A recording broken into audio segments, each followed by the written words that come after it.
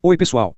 Neste vídeo, vou apresentar uma visão geral detalhada da teoria e mostrar como realizar o teste de equilíbrio de potência do cilindro, ou o script CSS de Shujin, usando um osciloscópio MT Pro. Estou realizando o teste em um motor Subaru Impreza EJ204. Para isso, vou usar dois cabos de teste universais TLM-LP para conectar ao fio de sinal do sensor de posição da cambota, CKP, a um sensor de sincronização e, claro, ao MT Pro 4. Agora, vou explicar brevemente uma teoria um tanto árida usando muitas imagens e gráficos.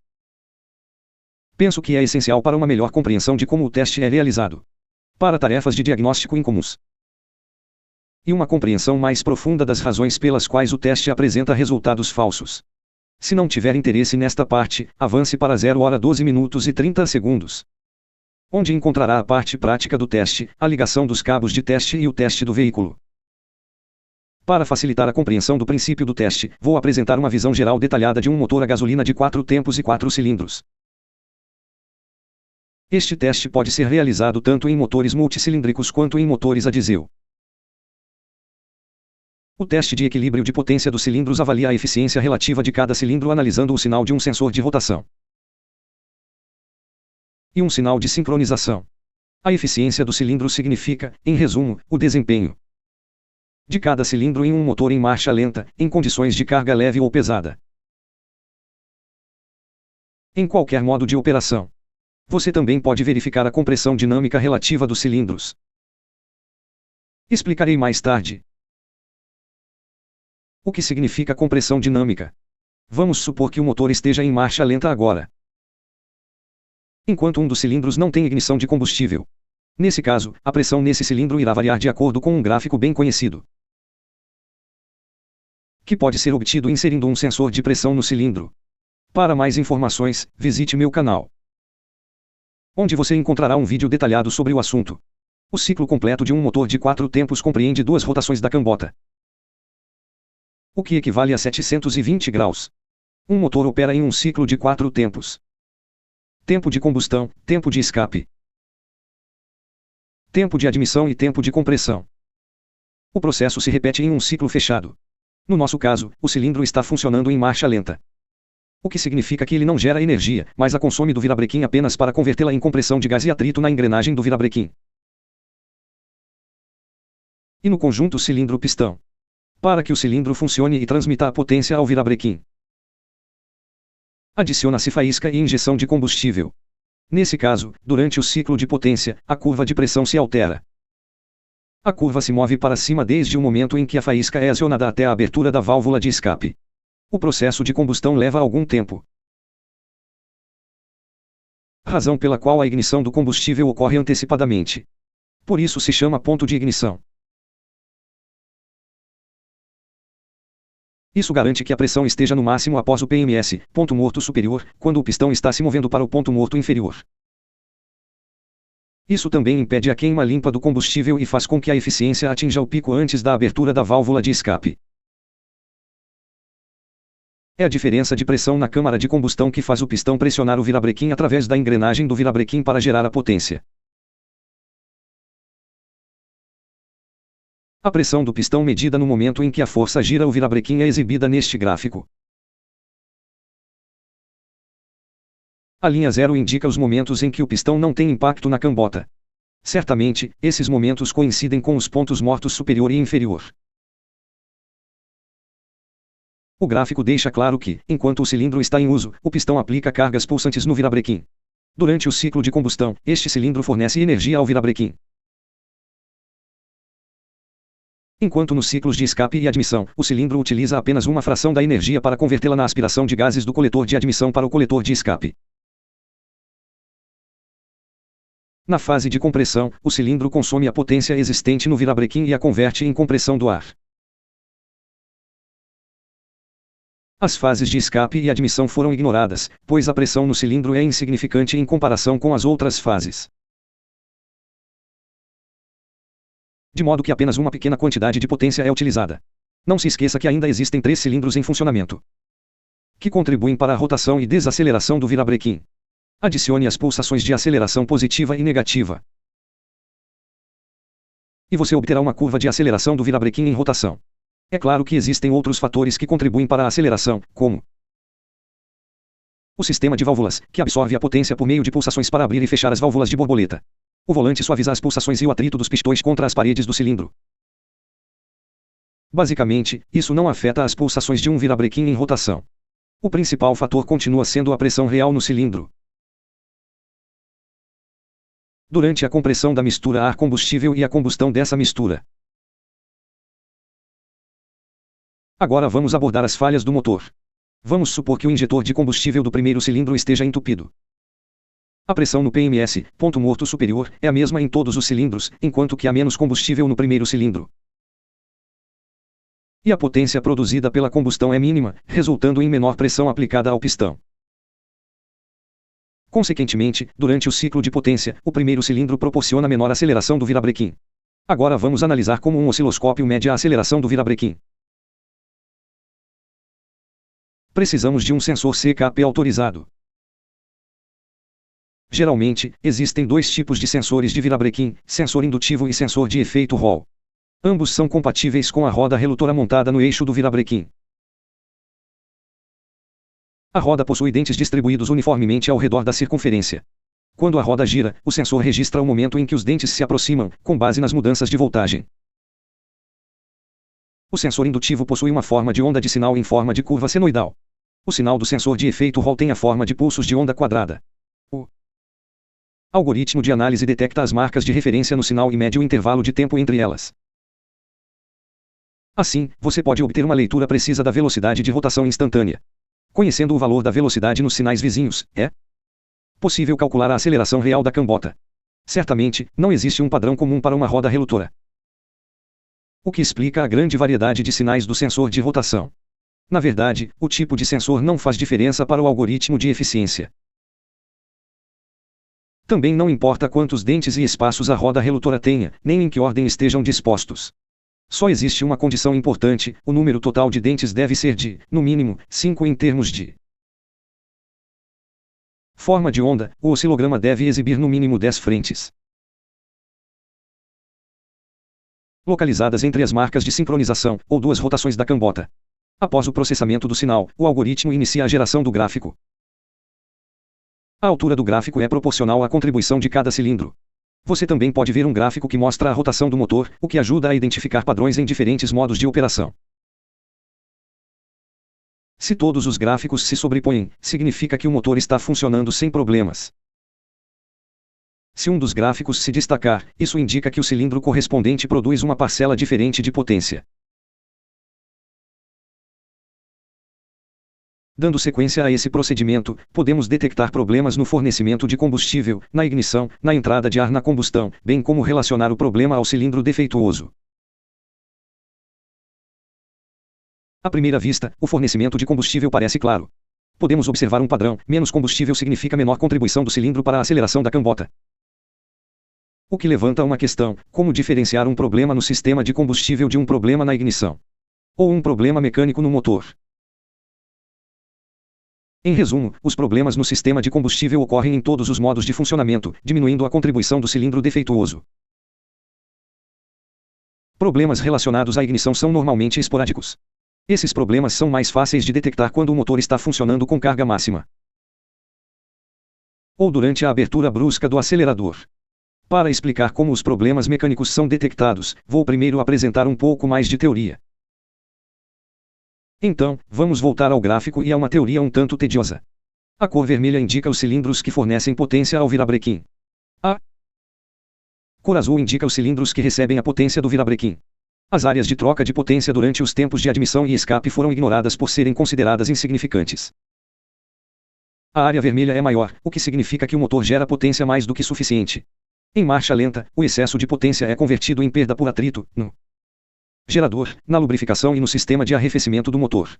Como resultado, o virabrequim gira a uma velocidade instável, acelerando e desacelerando. Ao mesmo tempo, o virabrequim mantém a velocidade de rotação média de 800 RPM. Agora que terminamos com a marcha lenta, vamos supor que o motor gyra impulsionado por uma força externa. Por exemplo, um carro com marchas está descendo uma ladeira com o acelerador pressionado. Nesse caso, o modo de frenagem é ativado. seguido pelo desligamento do fornecimento de combustível pelo sistema de gerenciamento do motor. Como resultado, o motor para de gerar energia para obtê-la do carro em movimento. Isso afeta o gráfico de distribuição de energia, agora as áreas vermelhas e azuis são aproximadamente iguais. Isso significa que o cilindro utiliza energia para comprimir o ar. À medida que o ar se expande dentro do cilindro, a energia é direcionada de volta para o virabrequim. Mesmo com pulsações instantâneas na velocidade de rotação, o virabrequim ainda é afetado. Tudo funciona exatamente assim, desde que a compressão em todos os cilindros seja permitida. Assim que ocorre um vazamento de ar na combustão em um dos cilindros, a compressão diminui. Uma quantidade significativa de energia será usada para impulsionar o ar através do vazamento. Apenas para ser desperdiçada. Assim, consome-se menos energia do virabrequim durante o curso de compressão. E ainda menos energia é devolvida durante o curso de expansão, o que é representado graficamente.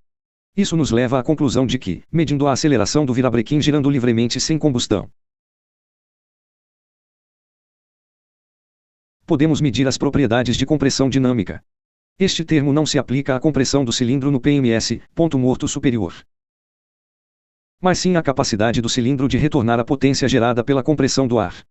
Isso nos dá uma visão completa das condições mecânicas do motor. Lembre-se de que esse parâmetro difere da compressão usual e é expresso não em unidades de pressão, mas em porcentagem em relação ao melhor cilindro. Só precisamos descobrir como garantir esse modo de operação para o nosso teste. Para isso, vamos aproveitar a capacidade do volante de acumular energia. Acelere o motor até 3.000 RPM, desligue a ignição e deixe o motor em ponto morto até parar completamente, o chamado modo de desaceleração. Lembre-se de que é importante manter o pedal do acelerador pressionado para garantir a entrada máxima de ar nos cilindros. Em seguida, podemos comparar a contribuição de cada cilindro para o desligamento do virabrequim. É assim que você pode estimar o estado mecânico e obter o valor da compressão dinâmica. Vamos agora passar à parte prática. Para evitar confusão com os conectores, vou carregar o Workspace, clicar na aba Eficiência e selecionar uma faixa baixa de 50V.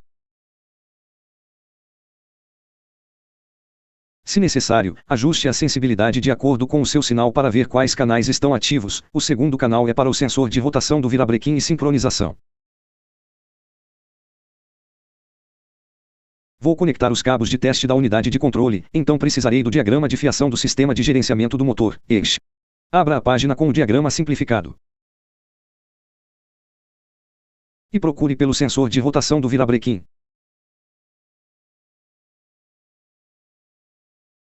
Aqui é chamado de sensor de ângulo da cambota. Copie o nome e cole-o na caixa de pesquisa. Agora temos um diagrama de conexão do sensor. O que precisamos aqui são estes dois fios, um D30 branco e um D29 preto. Se o sinal não for em modo diferencial, um fio é o fio de sinal e o outro é o negativo. Vamos verificar primeiro o fio branco, o preto deve ser o negativo. Se não detectarmos sinal nele, reconectaremos ao fio preto. A unidade de controle possui 4 conectores separados. O contato do sensor de rotação do virabrequim está localizado no conector D, bem na parte inferior do plug. Insira a sonda de agulha no conector.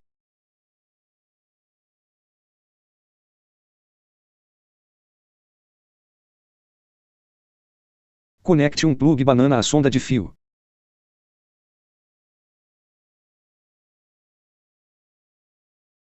Agora podemos obter um sinal de sincronização. Existem várias maneiras de fazer isso. Nesse caso, a maneira mais fácil é conectar a grade da bobina de ignição. Para isso, observe o primeiro cilindro no diagrama.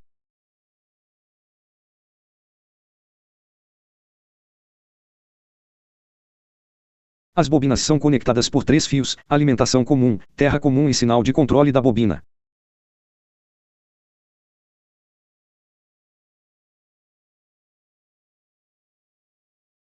Vou precisar deste fio. Vamos ver como ele está conectado à unidade. Um fio a 25 branco e vermelho. Localize o fio no conector, ele está na parte inferior do plug e insira a agulha até sentir resistência. Tenha cuidado, caso contrário, você corre o risco de entortar a mola.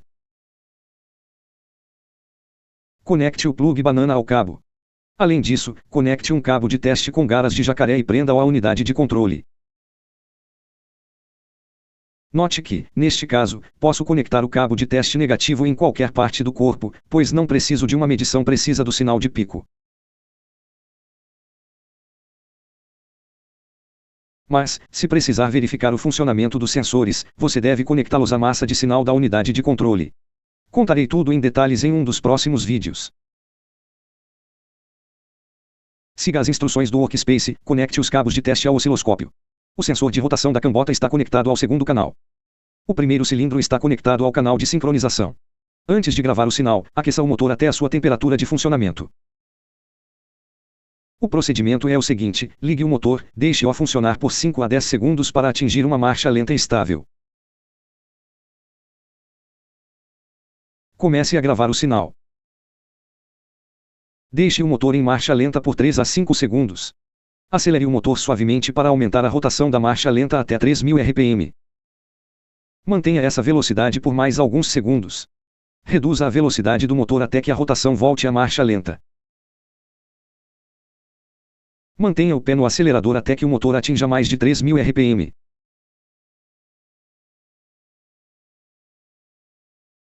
Desligue a ignição com o pedal do acelerador pressionado e a borboleta totalmente aberta. Quando o motor parar, interrompa a gravação do sinal.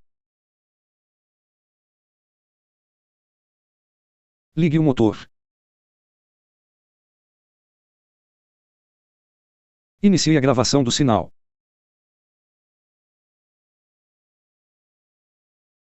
Utilize a escala de tempo. Expanda o eixo de amplitude do sensor de posição da cambota para preencher a tela inteira. Reinicie a gravação para eliminar partes desnecessárias do sinal. Após alguns segundos em marcha lenta, aumente suavemente a rotação até 3000 RPM. Em seguida, reduza a aceleração e pise fundo no acelerador. Assim que a aceleração atingir 3000 RPM, desligue a ignição.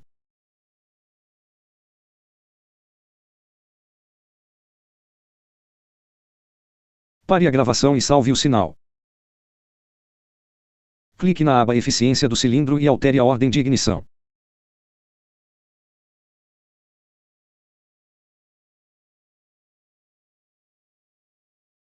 Nesta caixa, preciso digitar o ângulo de sincronização real conhecendo a posição do PMS, ponto morto superior, podemos medir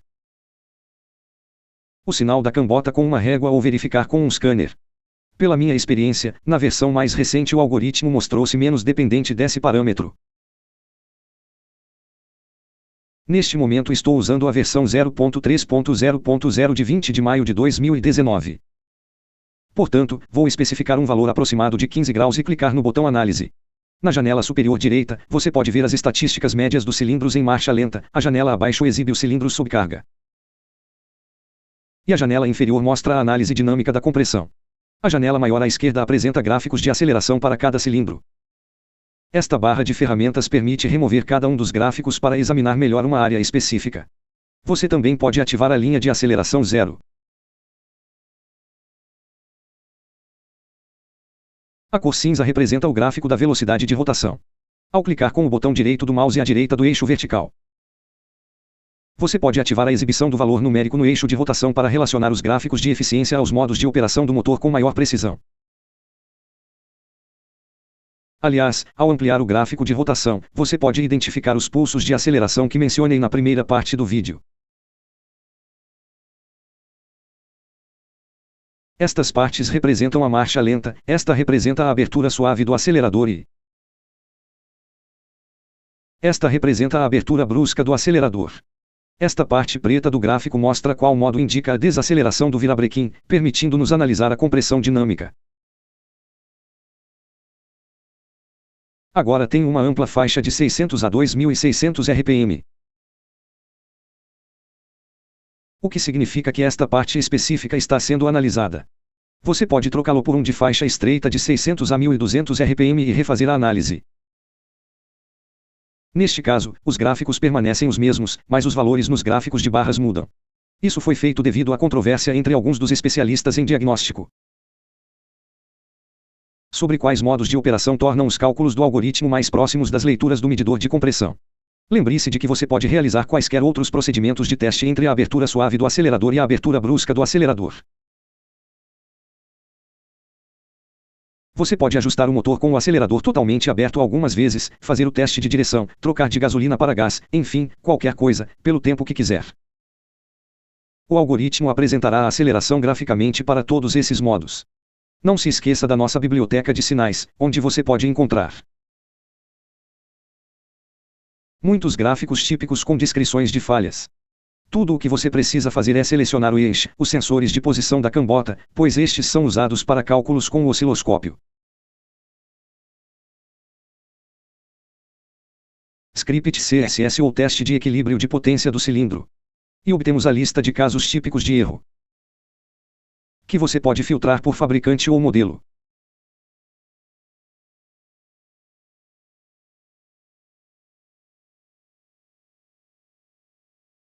Alguns arquivos estão disponíveis para download, permitindo que você faça uma análise mais detalhada. Você também pode adicionar seus próprios sinais e compartilhá-los com outros usuários. Ao concluir o teste, desconecte os cabos de teste. Ao segurar a mola mais perto da agulha, você evita esticá-la. Recoloque todos os elementos do carro em suas posições originais. Obrigado por assistir. Inscreva-se no meu canal. Tenha um bom diagnóstico.